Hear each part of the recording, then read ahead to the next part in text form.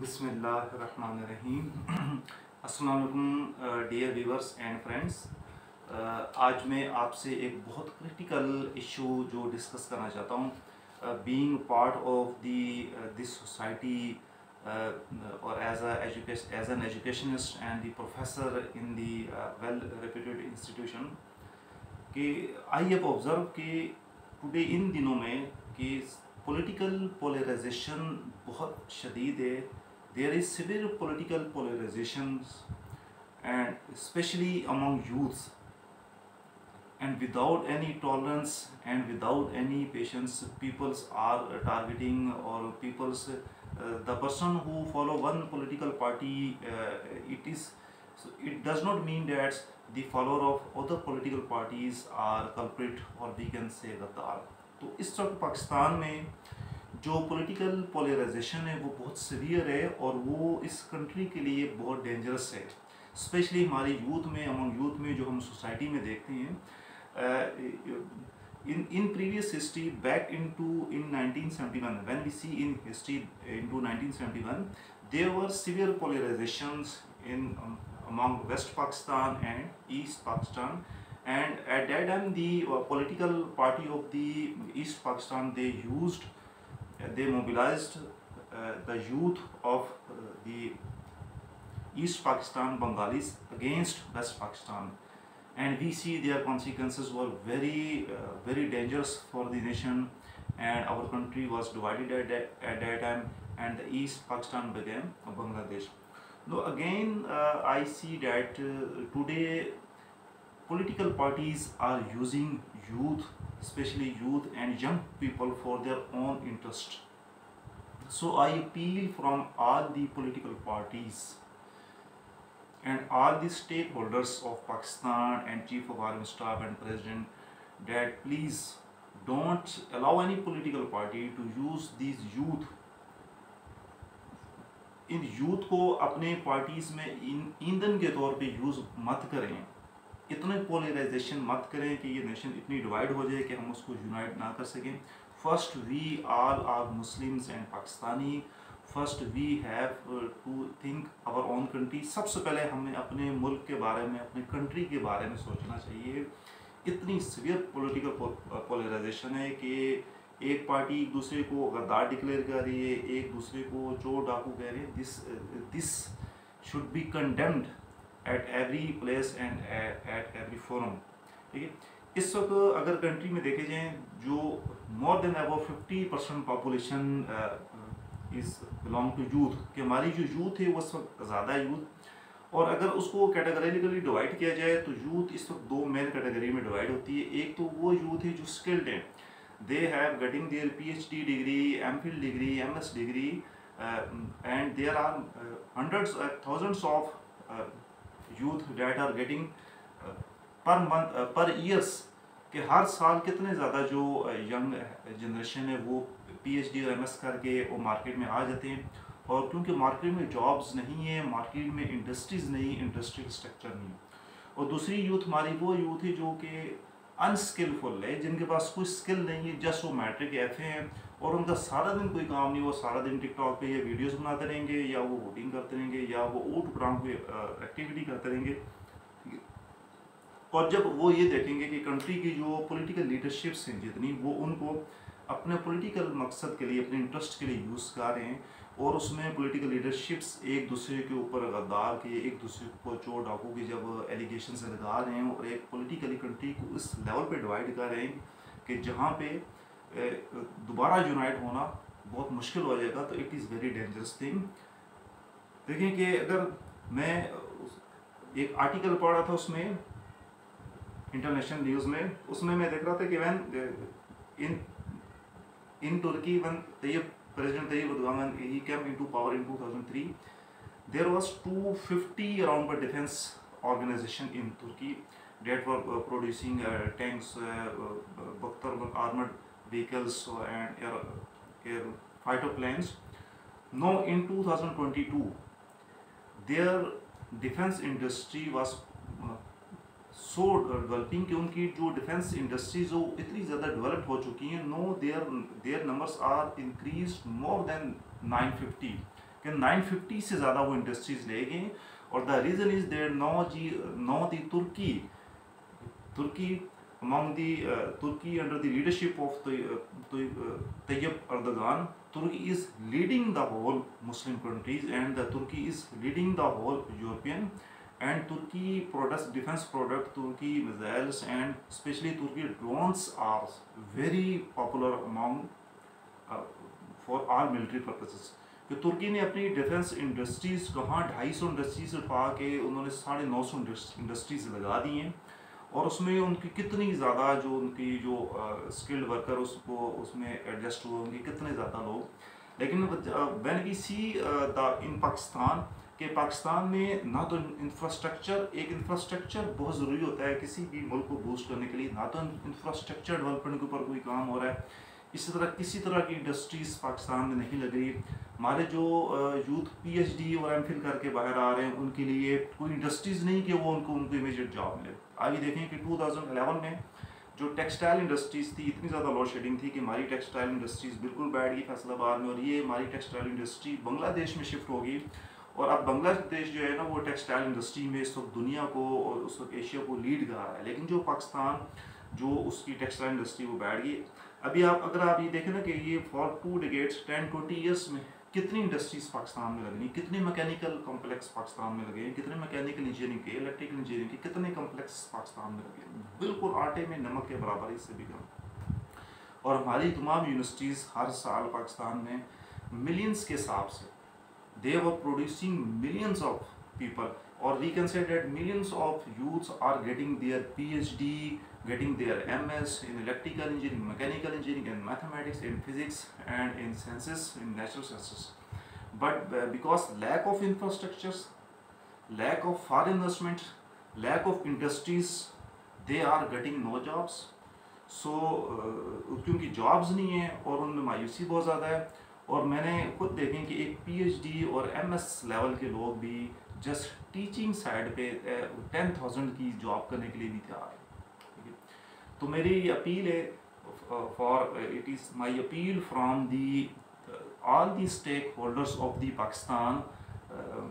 Prime Minister of the Pakistan and all the political leaders of the Pakistan and Chief of Army Staff and President, that they should focus on these things, that there are millions of people who are getting their PhD, MS and MPhil degrees and they are getting no jobs because we have our infrastructures are not developing। हमारा infrastructure वही पुराना infrastructure जो आज से 10-15 साल पहले था, उसमें कोई डेवलपमेंट नहीं हो रही, हमारी इंडस्ट्रीज़ नहीं लग रही, और जो फॉरेन इन्वेस्टमेंट आनी थी वो भी हमारी वो बंद है। तो इन यूथ की एनर्जी को कैसे यूटिलाइज करना है, इंडस्ट्रीज़ कैसे लगानी है। अगर आपका एक मुस्लिम कंट्रीज़ अपनी डिफेंस की इंडस्ट्रीज़ को 250 से 250 से उठा के अगर वो 950 तक लेके जा सकता है, तो why not Pakistan can boost their defence industry from 10 to 100%। तो पाकिस्तान अपनी डिफेंस इंडस्ट्री 100% तक क्यों नहीं लेके जा सकता, क्योंकि एक इंडस्ट्री से थाउजेंड्स ऑफ पीपल उसके साथ अटैच होते हैं, उनको जॉब्स मिलती है और उनकी इकोनॉमिक बेहतर होती है और आपकी मुल्क की प्रोडक्ट्स भी बढ़ती। तो हमारे तमाम स्टेक होल्डर्स को इस तरफ फोकस करना चाहिए। और अब सेकंड थिंग है जो हमारी वो यूथ जो कि अनस्किलफुल है, जो जस्ट मैट्रिक एफ हैं और वो सारा दिन, क्योंकि उनके पास जॉब्स नहीं है और उनके पास काम भी नहीं है, वो सारा दिन टिकटॉक वीडियोस बनाते रहेंगे और वो सारा दिन जो है वो गलत एक्टिविटीज़ करते रहेंगे और फिर वो क्रिमिनल्स माइंड हो जाएंगे। आप ही देख लें जितनी भी ये स्ट्रीट क्राइम्स हो रहे हैं उसमें हमारी वो यूथ इन्वॉल्व है जो सारा दिन जो वॉन्डरिंग, जो सारा दिन वारागर्दी करते रहते। और ये हमारे तमाम घरों के बच्चे हैं ये जो इन स्ट्रीट क्राइम्स में और इन रॉबरी में इन्वॉल्व होते हैं, because they have no jobs, they have no idea in, उनको कोई उनकी काउंसलिंग करना लेने कि उन्होंने किस फील्ड में जाना है। और अनफॉर्चुनेटली हमारे जितने भी पॉलिटिकल लीडर्स हैं वो सब ये चाहते हैं कि वो यूथ जो है ना वो उनकी पॉलिटिकल पार्टी को सपोर्ट करे और उनकी पॉलिटिकल पार्टी का ईंधन बने, और उनको इस चीज़ से कोई उनका गर्ज नहीं कि यार what are the basic needs of youth, कि हमने इनको जॉब्स कैसे देनी है, हमने इनके लिए इंडस्ट्रीज़ कैसे लगानी है, हमने इनको इनकी जो एनर्जी को यूटिलाइज कैसे करना है। देखें हिस्ट्री में अगर हम देखते हैं कि अगर ईस्ट पाकिस्तान की उस अवामी लीग ने जो उस वक्त वहाँ की बंगाली यूथ को पाकिस्तान के अगेंस्ट यूज़ किया था, तो वो उसका कितना गलत रिजल्ट हुआ था। आज कई पॉलिटिकल पार्टीज़ हमारी यूथ को हमारे पाकिस्तान के अगेंस्ट और पाकिस्तानी जो यूज़ कर रही हैं, और ये जो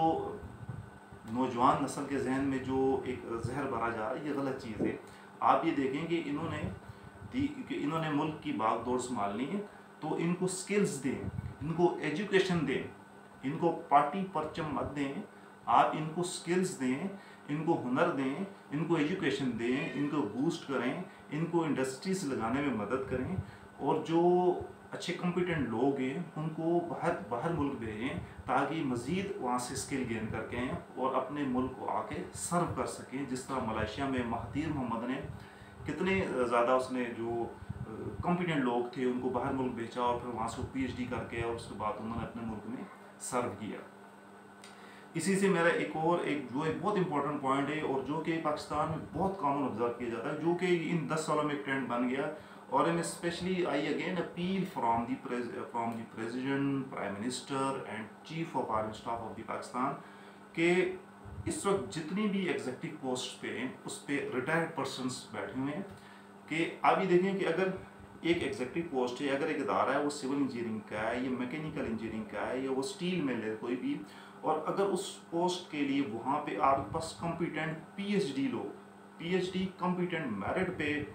यंग जनरेशन मौजूद है, तो मेरी आपसे रिक्वेस्ट है कि उन लोगों को प्रेफर किया जाए जॉब के लिए, कि यंग की जो एनर्जी होती है, यंग की जो स्किल होती है, वो उस इदारे को बूस्ट करके ऊपर लेके जा सकती है।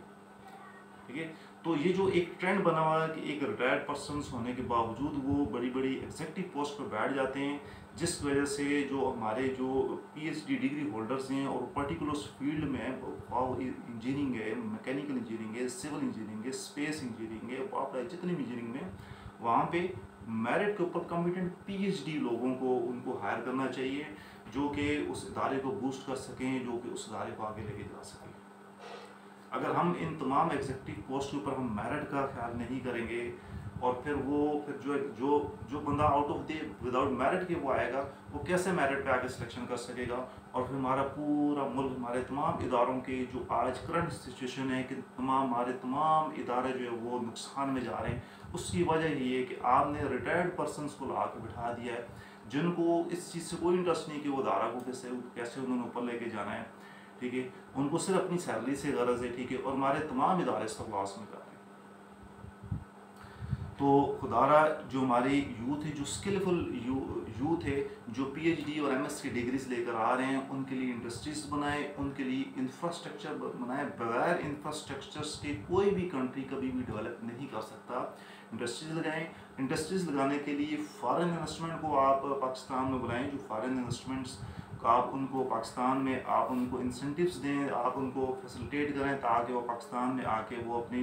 इंडस्ट्रीज़ लगाएं, और हमारी जितने भी जो स्किलफुल यूथ है, जो PhD कर रहे हैं, MS कर रहे हैं, और किसी फील्ड्स में उनके पास डिग्रीज हैं, डिप्लोमाज है, ताकि उनको एकोमोडेट किया, उनको एडजस्ट किया जा सके, उनको जॉब्स पे उनको पैरों पर खड़ा किया जा सके। और इसी तरह जो हमारी अनस्किलफुल यूथ है, जो हमारे वो लड़के जो आप ये कह दें जो जस्ट मैट्रिक एफ हैं, जो सारा दिन फिरते रहते हैं, उनको उनकी बजाय इसके कि उनके हाथ में पार्टी परचम पकड़ा दिए जाए, उनको एक बदमाश लोफर बना दिया जाए, उनको स्किल्स सिखाई जाएं, उनको स्मार्ट बिजनेस छोटे छोटे इंडस्ट्री में उनको खपाया जाए, उनको स्किल्स सिखाई जाए, ताकि वो भी माशरे के एक मुफीद शहरी बन सकें। ये जितने स्ट्रीट क्राइम्स आप देख रहे हैं, जितने बड़े शहर में स्ट्रीट क्राइम्स हो रहे हैं, इसमें ये वो नौजवान इस्तेमाल हो रहे हैं जो मैट्रिक एफ करके बैठ जाते हैं, और उनके पास क्योंकि उनके पास जॉब्स नहीं होती, तो उनको अपनी बेसिक नीड्स पूरी नहीं होती, तो इसलिए वो फिर गलत साइड पे, गलत क्रिमिनल माइंड्स, क्रिमिनल साइट्स पे जाते हैं। और मैं समझता हूँ कि गवर्नमेंट को एक्शन लेना चाहिए कि यार हमारी कैलकुलेशन होनी चाहिए कि हमारे इतने नंबर ऑफ़ यूथ्स स्किलफुल है, इतनी अनस्किल्ड है, इनको इस फील्ड में जॉब्स की ज़रूरत है, इतनी इंडस्ट्रीज़ की ज़रूरत है, और इन इंडस्ट्रीज़ में, और उसके बाद इंडस्ट्रीज़ के ऊपर मेरिट होना चाहिए। और रिटायर्ड पर्सन की आपको ठीक है, retired person is competent and is very competent and very fruitful for the organisation, then he should be considered. But अगर रिटायर्ड पर्सन अगर एक उस पोस्ट पे एक पीएचडी बंदा है और वो कॉम्पिटेंट है और उसको उस फील्ड में एक्सपीरियंस है, तो पीएचडी कॉम्पिटेंट बंदे को उस पोस्ट के लिए ज़रूर प्रेफर करना चाहिए। इसी तरह फर्स्ट गवर्नमेंट को देखें, इंफ्रास्ट्रक्चर जो है वो किसी भी नेशन की रीढ़ की हड्डी रखता है। अगर आपका एक अच्छा इंफ्रास्ट्रक्चर नहीं है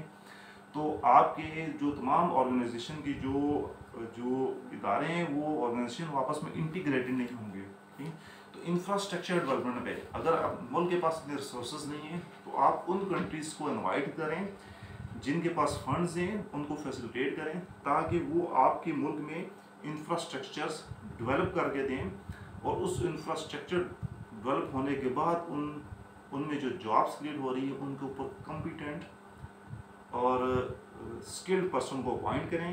at the end last again I appeal from all the political leaders, from the president of Pakistan and from the prime minister, that please